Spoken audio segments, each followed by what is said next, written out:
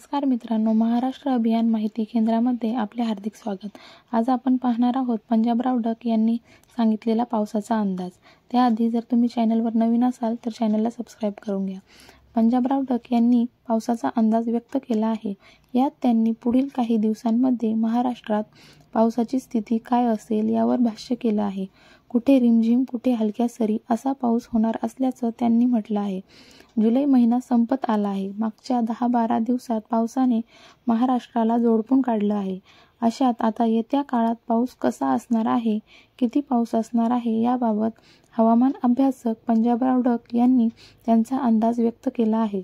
Panjabrao duck यांनी पुढच्या 5 दिवसात कोणत्या भागात आणि किती पाऊस पडणार आहे याचा अंदाज वर्तवला आहे।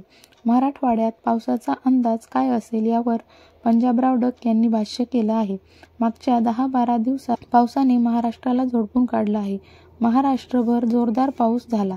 मुंबईची पुन्हा एकदा तुंबई झाल्याचं पाहायला मिळालं। पुण्यात तर पूरजन्य परिस्थिती निर्माण झाली। ठिकठिकाणी पावसाचं पाणी साचलं होतं।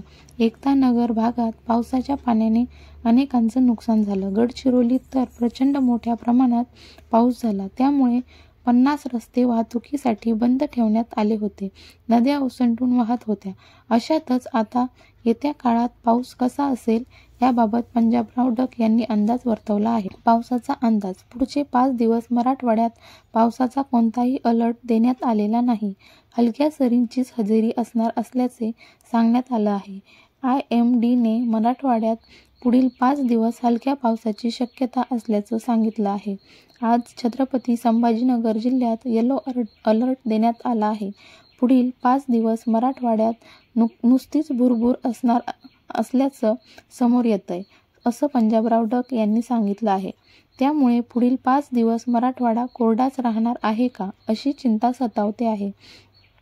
छत्रपती संभाजीनगर जिल्ह्यात सध्या नुसतेच ढगाळ वातावरण आहे। दिवसभर भुरभुर पावसाची हजेरी आहे। तरीही हजारो गावांची तहान भागवणाऱ्या जायकवाडी धरणाचा पाणीसाठा आता केवळ 6.26% गेला आहे। मागील 4-5 दिवसात झालेल्या पावसामुळे 2% ही पाणी पातळी वाढली आहे। कोणत्या जिल्ह्यात किती पाऊस? मराठवाड्यातील कोणत्या विविध जिल्ह्यात जुलैच्या अखेरपर्यंत चांगला पाऊस झाला आहे? मराठवाड्यात 55.9% पाऊस झाला आहे। सर्वाधिक पाऊस हा बीड जिल्ह्यात झाला आहे।